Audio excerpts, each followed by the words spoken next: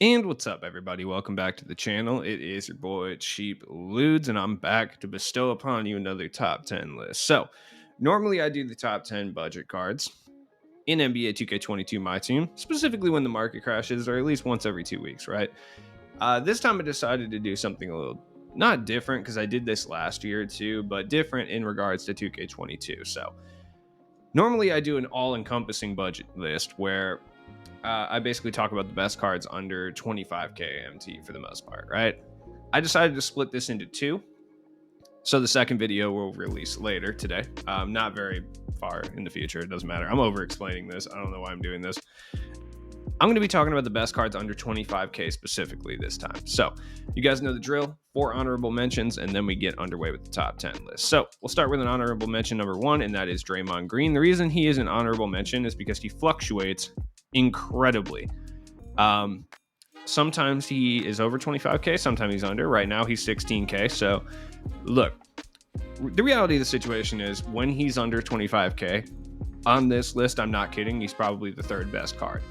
But I'll start off the honorable mentions with a bang because his price has been all over the place. Draymond Green is a do-it-all power forward. A little small at 6'7", certainly, but he can run as a point forward.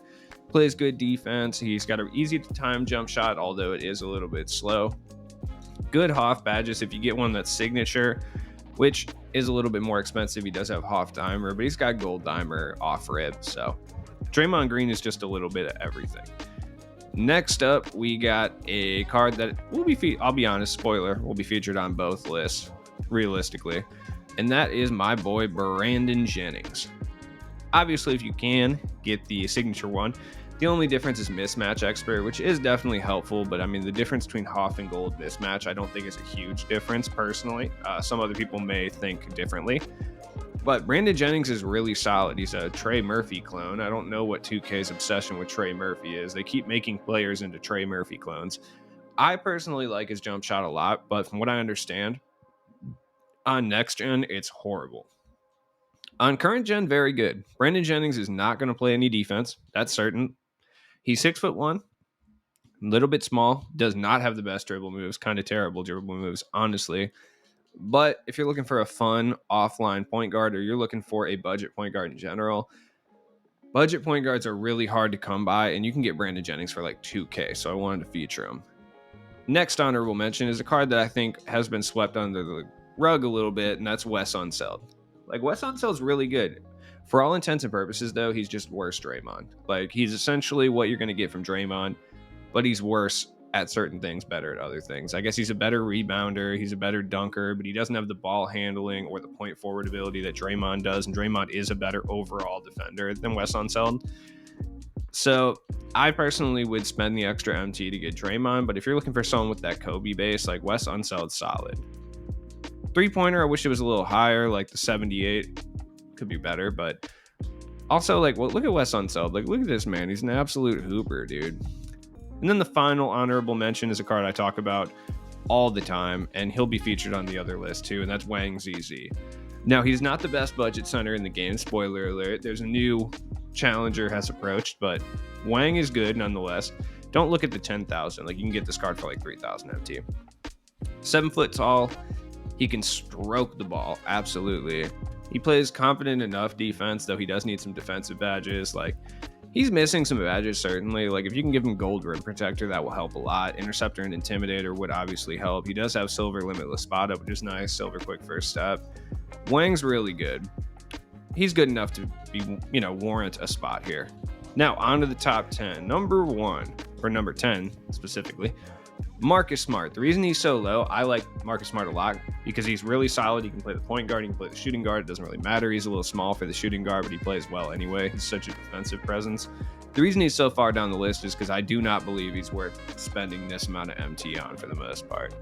Like, 10,000, 14,000 is too much for Marcus Smart. That being said, he is really good. I've talked about this card so much that I don't really feel like going into too much detail here. Like, this one has 2 additional gold badges. I'm not sure what they are. Chef, I think. No, he has Chef already, so I really don't know what they gave him. Truly. I could match up with mine, but I don't really feel like doing that. Marcus Smart's good, but I think he is a little bit overpriced, which is why he's 10. Number 9. a new card just came out. And I don't know why I'm trying to do this instead of just like scrolling all the way down. That is Diamond Michael Jordan. You can get Michael Jordan for around what? MJ is like 9K. I think if you can get the NBA 75 version because you can add more badges to him if you want to. MJ is not the best card in the world. He's 6'6". He's got a decent stable of Hoffs on him. He dunks really hard. He plays good defense. The 77 3-pointer is rough, but if you have a +3 coach, you throw a shoe on him, that's a +3 boost. That gets him up to what, 83? 83 is more than workable. Plus, he's got a really nice jump shot. MJ base this year is really good. He plays great defense. He has some of the best steal animations in the game. Plus, being that he's an NBA 75 card, you can add any badge you want to him when there is a few that he kind of needs. So, MJ is MJ. I mean, if you're looking for him, he's the GOAT, dude.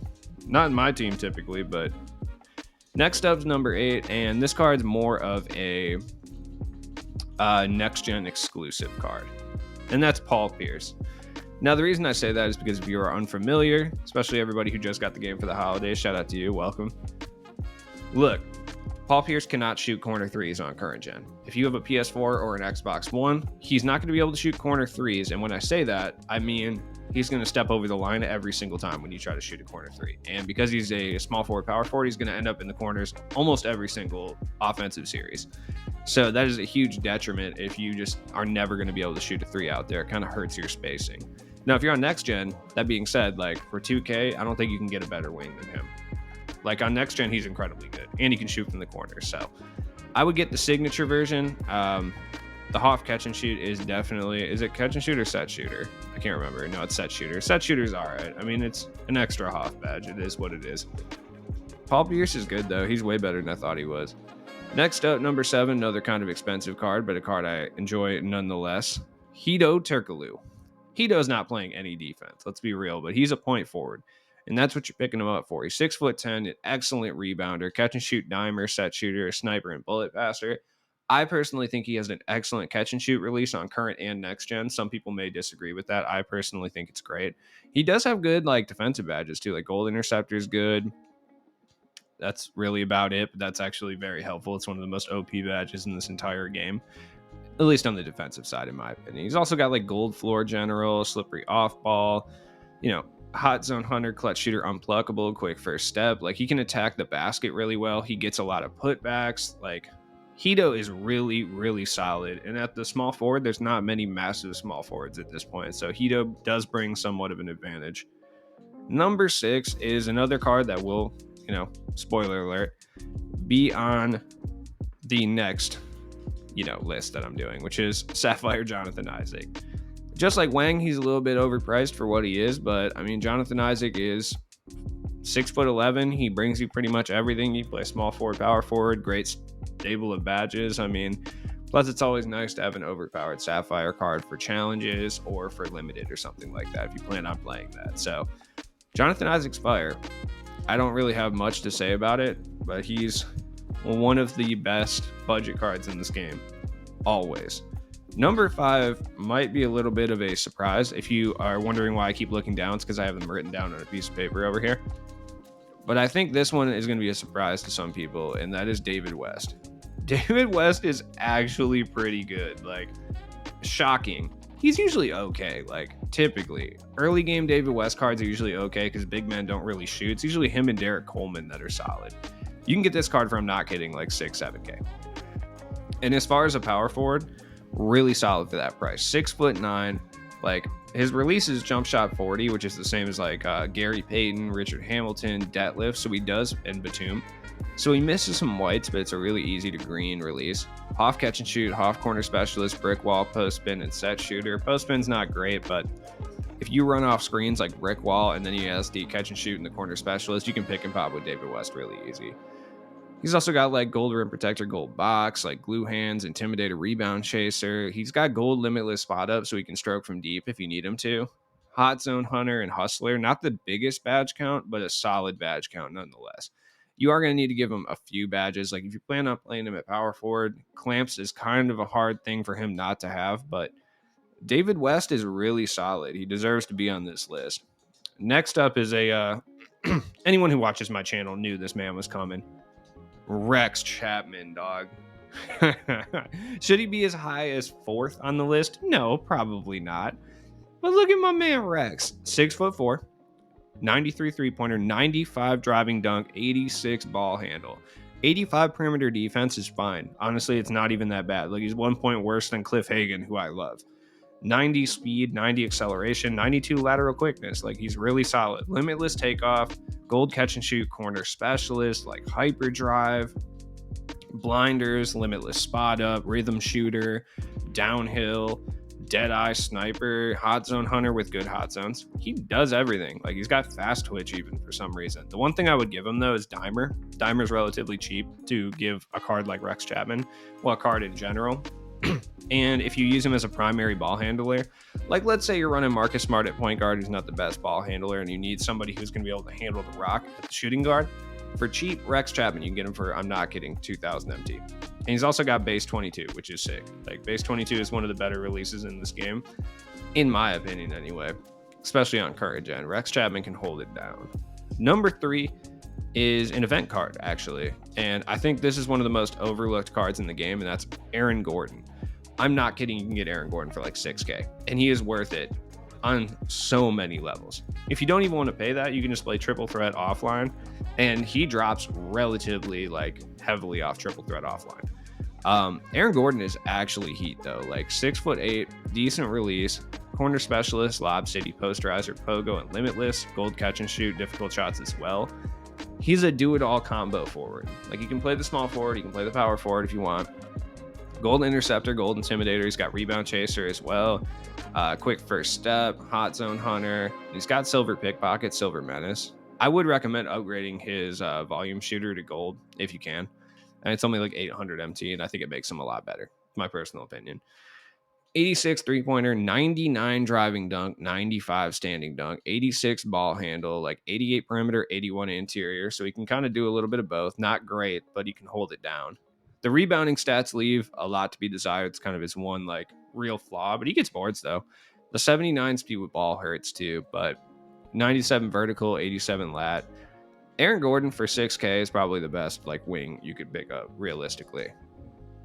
Except for this guy.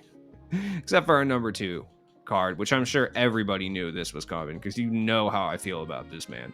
Scotty Pippen. You can get Scotty Pippen for under 10K. An absurd price. There is no reason my man should be that cheap. Personally, I like this NBA 75 Scotty Pippen because he can get every badge in the game as well. Also, I don't know what it is, but I don't like Scotty Pippen with the goatee. The goatee Scotty Pippen, I'm just not a fan of. I don't know what it is. Now, that being said, Scotty Pippen is, if not the best defensive card in the game, one of the best defensive cards in the game. Like 6'8", 210, some of the best defensive animations in this game. Hall of Fame clamps, defensive leader, off-ball pest, tireless defender, menace. Look, if you're someone who's new to my team, which I'm sure a lot of people who are watching this video aren't, but if you are, typically speaking, 3 cards that you can always guarantee are ridiculously good defensively, no matter what their stats say, are Scottie Pippen, Kawhi Leonard, and Andre Karolinko. Oh, and Bobby Jones. Bobby Jones, too. If you see those 4 guys, like, you already know what it is. Like, they're going to be fire. Matisse Thybulle is also like that, too, but once we get to the later stages of the year, he tends not to be that crazy defensively. Gold catch and shoot, gold corner specialist. He has a slow release, but a very easy to green release. It's slow, but it has a big green window. And it makes a decent amount of whites, too. Like, it's pretty average in that regard. And for my new people out there, when I say whites, I mean slightly early, slightly late, you know. I feel like content creators don't ever take the time to break down what whites are. They just keep saying them. I'm guilty of it too. Dimer, pickpocket, like interceptor, intimidator on gold, set shooter, quick first step, unpluckable. This card can do everything. Like everything. They even gave him bronze post spin technician. I don't know why they did that, but they did. Now, hyperdrive would help him. Quick chain, I guess. I'm not like the biggest staunch you need these badges type guys. You know what I mean? Blinder, circus threes, limitless spot up, etc. Fire. Now, number 1 is the cheapest card on this list. I'm not kidding. I think it's possible that my man Rex Chapman is cheaper, but Evan Mobley. I'm not going to sit here and spend a bunch of time talking about Evan Mobley. Evan Mobley is 7 foot tall, catch and shoot corner specialist, a wet jump shot. He can do literally everything. He's got gold clamps, interceptor, intimidator, rebound chaser, a bunch of shooting badges. Like, he's missing some stuff, don't get me wrong, but at the same time, this man is an absolute menace. He is the best budget center in the game, and I'd be willing to say he's the best budget card in the game. Pick this dude up. You can get him for 2,000 MTs, sometimes even less. As always, it's been your boy Cheap Loots. Catch me in the budget card tier list. You'll see some familiar faces from this list for sure. That'll be the best cards under 5K, by the way, if you guys are curious what it's called, technically speaking. Drop a like on this video. I hope this helped you make some decisions, and I will see you guys in the next one. Peace.